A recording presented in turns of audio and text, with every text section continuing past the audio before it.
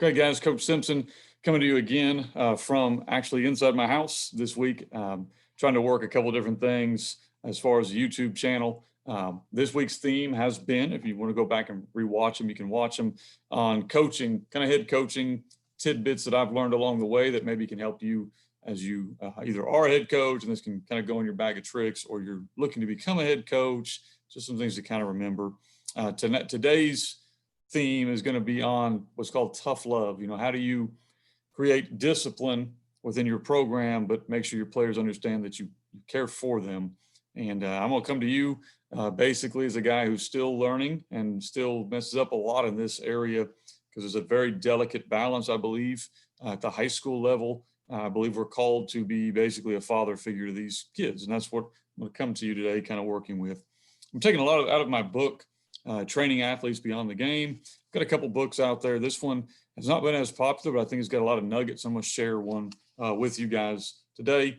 Try to start each chapter with a Bible verse, and whether or not you have that faith, I do think there's a lot of things we can pull from the Bible that really tie into being a good role model. So it's out of Deuteronomy chapter 6, verse 7. It says, impress upon them as your children, talk about them when you sit at home and when you walk along the road and when you lie down and when you get up. It's talking basically to fathers about how you're supposed to teach your child.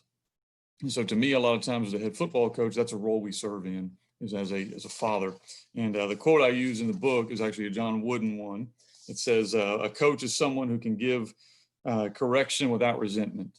And I believe in the picture I put in there was myself and my son. He's now pretty much as tall as me.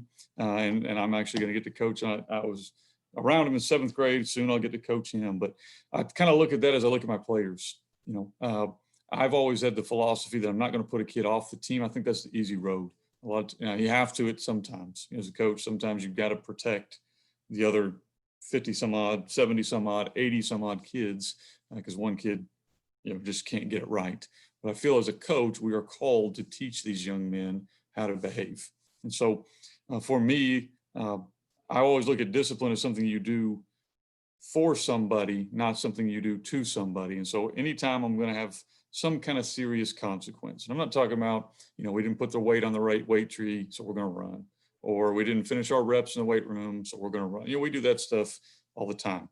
I'm talking about kind of a serious punishment. Couple of tips I'd give you. One, just like as a father, is to take time. My wife is really good at me to say, hey, calm down, think for a minute.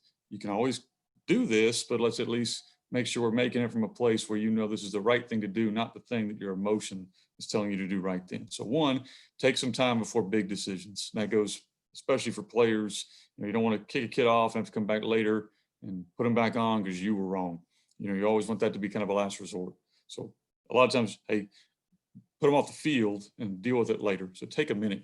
Okay. Second thing is make sure you recognize that is somebody's son. That is somebody's child. That's somebody's pride and joy. That's somebody that maybe doesn't have a lot of the things my own child does. And so try to understand where they're coming from. So you have a blow up, you got to deal with it. You can't let it happen. But a lot of times try to get to the root of that. Where did that come from? Most kids don't come in there and decide I'm just going to be a turd. Probably something happened at home, or maybe they don't have a home.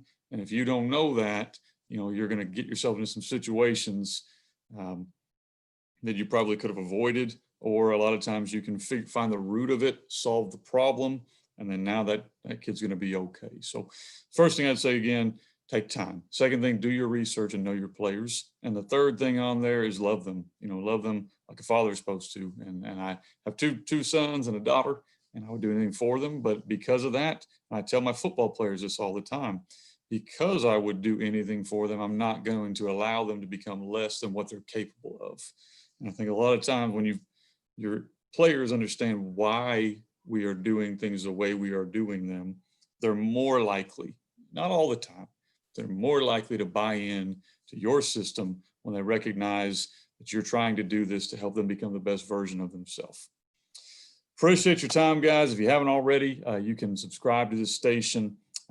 Any comments you have, I'll try to get to an answer. You can go, I've got my book actually on my website if you want it, and I've also got it on Amazon if you want more stories from some great athletes I was able to coach. You can also find me at FB Coach Simpson on Twitter. I'm in all the kind of Facebook groups, or you can email me fbcoachsimpson@gmail.com if you want to have kind of direct one-on-one contact. Appreciate your time.